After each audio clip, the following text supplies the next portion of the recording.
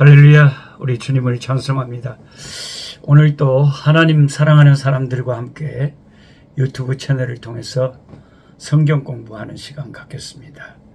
매일 이렇게 함께 성경 공부해서 1년의 성경 일독하는 꿀송이 보약 큐티 시작합니다. 오늘은 2024년 8월 16일 금요일입니다.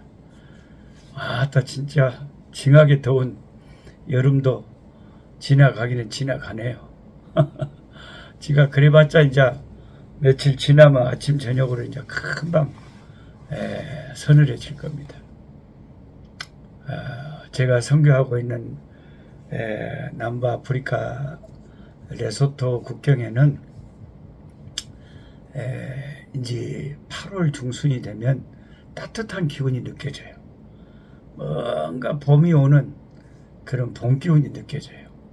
이제 한국은 이제 거꾸로 이제 아침 저녁으로 점점 시원해질 겁니다. 저는 이제 약간의 봄 기운이 오는 선교지로 다음 주에 들어갑니다. 오늘 에레미야 45장에서 47장까지 읽는 날로 하겠습니다. 오늘 에레미야 45장에 보면 바룩이라는 사람, 바룩이라는 사람에게 하시는 하나님의 말씀이 나옵니다. 자, 같이 성경 공부하시는 여러분은 그냥 성경 공부를 안 하고 교회만 다니는 사람들은 바룩이 누굽니까? 하고 물어보면 벼룩이라는 것은 알지만 바룩이 다 있습니까? 있다니까요. 바룩은 에레미야의 오랜 친구고 또 에레미야의 서기 이 글을 이렇게 옆에서 써주는 도와주는 사람이고, 그 에레미야에게는 너무나 소중한 동역자죠. 하나님은 항상 하나님의 그 일하는 사람들에게 꼭 동역자를 다 붙여주십니다. 저도 지금까지 하나님 이렇게 일하고 있지만 하나님이 때를 따라서 마치 그 엘리야 선지자에게 까마귀를 보내서 도우시고 사르밧 가부에게 보내서 선지자를 살게 하시고 또 엘리사 그 제자를 통해서 사역을 계승하게 하시고 이렇게 다양한 방법으로 엘리야를 돕게 하셨던 것처럼 저도 하나님 일한다고 나서서 지금까지 보면 사람들은 많이 바뀌었지만 그래도 항상 보면 동역자들이 있어요. 하나님이 보내주신다니까요. 동역자들을 보내주십니다. 저는 정말 그 순천에서 너무 신비한 경험을 했어요. 그게 이제 사도행전이 우리가 신약 성경에서 사도행전의 역사를 보지만 그와 같은 사도행전과 같은 그런 체험이라고는 할까요? 제가 지난번 안식년에 왔을 때 벌교에 이제 우리 고향에 좀 머물고 있었는데 순천에 갔다가 일 보고 이제 벌교로 돌아오는 길에 나간읍성 그 옛날 그 성읍 거리를 이제 경치가 좋아서 올라오고 순천에서 차를 몰고 상사 쪽으로 오고 있는데 길가에가 무슨 흑염소탕 이렇게 써져 있었어요. 그래서 우리 어머니가 늘 염소탕을 가끔 드셨던 생각이 나서 점심시간이 돼서 염소탕을 먹으러 들어갔습니다. 아무 생각 없이 그 식당으로 들어갔습니다. 그래서 그냥 앉아서 식탁에서 염소탕 하나를 시켜갖고 먹고 있는데 옆에 어떤 부부가 식사를 하고 계시다가 저를 흘끗흘끗 쳐다봐요. 그러다가 그 부인 되시는 분이 저한테 혹시 그러면서 어렵게 물어보셔요. 노록수 선교사님 아니십니까? 그래요. 그래서 저는 모르는 부부가 식사를 하다가 갑자기 옆에서 저한테 제 이름을 말해서 깜짝 놀래가지고 아이고 어떻게 저를 아십니까? 아 맞았네. 그러시면서 두 부부가 기뻐하시면서 유튜브를 우연히 보게 됐는데 벌교 계신다는 그것을 알고 이 염소탕 집에 이제 부부가 염소탕 식사하러 오셨다가 방금 제가 도착하기 전에 두 부부가 그런 대화를 했다는 거예요. 그 노록수 선교사님 유튜브 보니까 벌교에 계신다는데 이 맛있는 염소탕 한 그릇 사줬으면 좋겠다. 그런 대화를 했는데 그 말이 끝나자마자 제가 느닷없이 나타나가지고 옆에 더 가서 염소탕을 시켜서 먹고 있는 거예요. 자기들은 너무 이게 긴가민가 해가지고 여러분 이렇게 화면으로 보는 것하고 실제로 옆에서 그냥 우연히 보는 것하고 전혀 모르죠. 뭐 우처가 안답니까? 모르지. 그 너무 신기하잖아요. 너무 신기하죠. 그래가지고 참 대접 잘 받았고 그분들과 좋은 또 하나님의 만남의 축복을 주셨어요. 순천에서 작은 교회를 개척해서 시작할 수 있게 되는 계기가 되었었습니다.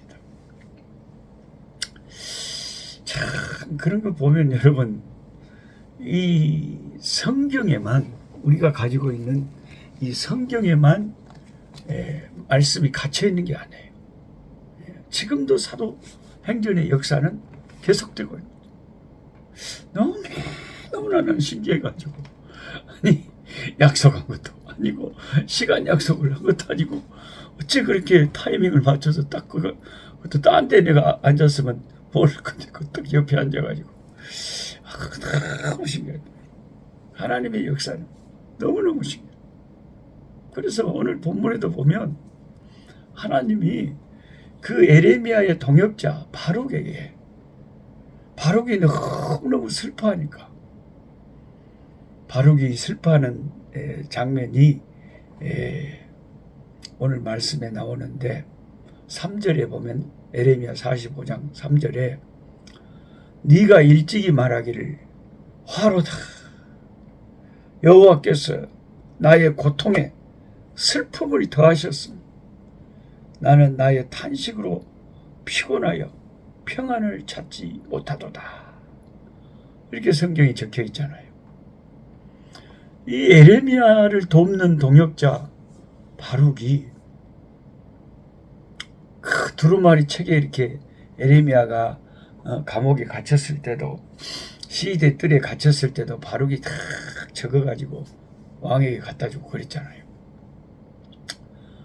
근데 바룩이 자기 고통에 하나님이 슬픔을 더해가지고 자기가 탄식으로 피곤해서 평안이 없어 그렇게 힘들어하는 거예요. 왜 이렇게 힘들어합니까? 그거는 자기의 개인의 적인 고통이 아니에요. 어제 우리가 광복절을 지냈지만요.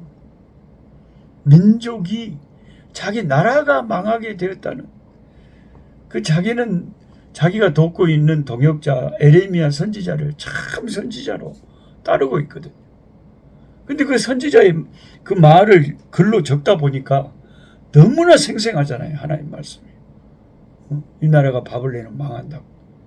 너무나 비참하게 망한다고. 그 바룩은 이 하나님 말씀을 다른 백성들처럼 그렇게 조롱하거나 불신하지 않고 그대로 받아들이고 믿기 때문에 자기 나라가 망한다는 게 너무 가슴 아프고 그게 그렇게 힘들었다는 거지. 화로다. 여호와께서 나의 고통에 슬픔을 더하셨소. 나의 탄식으로 피곤하여 평안을 찾지 못하도다. 그는 선지자를 통해 말씀하시는 하나님의 예언을 적으면서 자기 조국 유다가 너무나 처참하게 망할 것이라는 사실로 인해서 너무나 가슴 아프고 힘들었죠. 네. 이것은 오늘 우리 이 말씀 공부하는 우리에게도 참 중요한 교훈을 줍니다. 에레미야 45장 4절에 하나님이 바룩에게 한 말씀을 들어보세요. 바룩아, 너는 그에게 이르라. 너는 그에게 이르라. 바룩에게 이르는 거예요. 여호와께서 이와 같이 말씀하시기를 보라. 나는 내가 세운 것을 헐기도 하고 하나님이 이스라엘 나라 세우셨잖아요. 그 이야기 하는 거죠. 내가 세운 것을 헐기도 하고 내가 심은 것을 뽑기도 한다. 하나님이 이스라엘을 심으셨잖아요. 하나님을 심으셔가지고 하나님 뽑아버린. 온 땅에 그리한다. 그렇게 바룩에게 하나님 말씀하신. 이것은 우리에게도 하신 말씀이죠. 하나님이 모든 것을 주관하신다는 하나님의 절대 주권을 강조하시는 말씀이죠. 하나님은 우리에게 평강을 주기도 하시고 심판을 행하기도 하십니다. 하나님이 언제 세우고 언제 허무실지, 언제 심으시고 언제 뽑아버리실지는 전적으로 하나님의 주권에 달려 있습니다. 그래서 요셉처럼 형님들에게 이유 없이 배신을 당하고 참 자기 혈육에게 배신당하고 팔려서 노예로 팔려가고 크게 기가 막힌 고통을 당했지만 나중에 또 하나님 앞에 깨끗하게 산 그것 때문에 오히려 억울한 옥살이를 하고 그랬지만 그 모든 과정이 나중에 지내놓고 보니까 하나님의 뜻이 계셨더라. 하나님의 섭리가 계셨더라. 적어도 하나님의 판단에는 그것이 다 필요했기에 그렇게 하나님이 그런 일이 일어나도록 허락을 하셨다는 거죠. 근데 요셉이 순간순간에는 얼마나 힘들고 괴로웠겠어요. 그래도 하나님을 신뢰했기 때문에 요셉은 어떤 상황 속에서도 하나님 감사합니다. 하나님 감사합니다. 눈에서는 눈물이 나왔겠지만 믿음으로 감사했겠죠. 하나님이 저와 여러분이 잘 되는 것이 싫어서 고난을 주시는 게 절대 아닙니다. 예레미야 45장 5절 하반절에 내가 가는 모든 곳에서는 내가 너에게 네 생명을 노량물 주듯 하리라. 여호와의 말씀. 바로 네가 가는 어떤 곳에서도 네 생명을 하나님이 꽉 지켜주실 테니까 아무 염려하지 마라. 아무리 국가적인 재난이 오고 위기가 와도 하나님이 세우신 종 예레미야를 도와서 충성된 동역자가 되었던 바룩은 하나님이 책임지고 그 생명을 보호해 주시겠다고 위로하십니다. 오늘날도 보면요, 진짜 복받은 분들은요, 참 교회에 충성하신 분들 얼마나 많습니까, 여러분? 목사님이 마음에 참 저 성도님 어쩌면 저렇게 충성을 할까? 열심히 세상에서 땀 흘려 일해서 10의 1조를 하나님의 교회에 드리고 감사를 드리고 성교의 예물을 드리고 몸으로 충성하고 기쁨으로 교회 청소하고 사람들 전도하려고 애쓰고 교회를 염려하는 것을 자기 삶을 염려하는 것보다 더한 이런 충성된 목사인 제가 보기에도 그렇게 훌륭한 신앙을 가졌는데 하나님이 보시면 또 얼마나 또 기뻐하시고 참 어여뻐하실까요? 그런 분들이 한국 교회 안에 참 많이 계십니다. 정말 많이 계십니다. 참 귀한 성도님들 많이 계십니다. 비록 바룩의 슬픔은 자신의 개인적인 그런 문제가 아니라 자기 조국의 패망을 인함이었지만 하나님은 유다를 심판하시기로 작정하셨기 때문에 그 뜻을 돌이키지는 않으셨습니다. 그러나 바룩에게 이루신 말씀의 핵심은 하나님이 깊은 경륜을 가지고 한 개인이나 나라를 심거나 뽑거나 하시기 때문에 너는 하나님의 선하신 경륜을 믿고 하나님의 뜻을 따르라는 그런 하나님의 메시지였습니다. 이 말씀을 이 성경 공부를 하는 저와 여러분에게도 주님이 오늘 하고 싶으신 것이죠. 우리도 개인적으로는 참 여러 가지 어려운 일들 많이 있잖아요. 세상 살다 보면. 무슨 자식 문제, 사업 문제, 건강 문제, 가정 문제, 여러 가지 교회 문제, 여러 가지 문제들이 있는데, 우리가 주 예수의 이름을 부르면서 주께 감사하면서 기도할 것밖에는 우리가 어떻게 하겠습니까?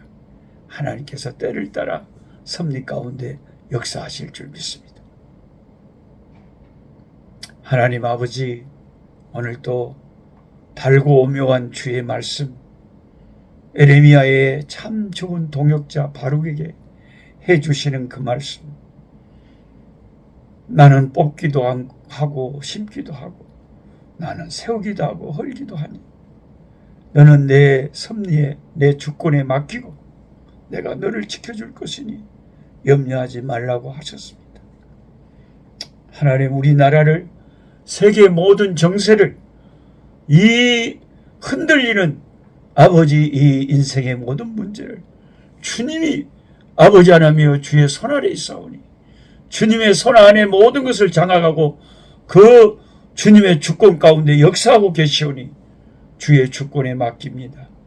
주여 우리에게 평강을 주시고 아버지, 우리는 오직 주께 감사하며 기도하며 주의 뜻을 순복하고 찬송하며 이 순례자의 길을 가게 하여 주시옵소서. 예수님의 이름으로 기도드리옵나이다. 아멘. 약한 자 힘주시고 강한 자 바르게 주 혼자 정케하니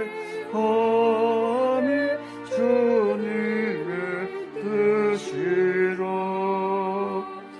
해 아래 압박 있는 곳 주 거기 계셔서 그 팔로 막아 주시오.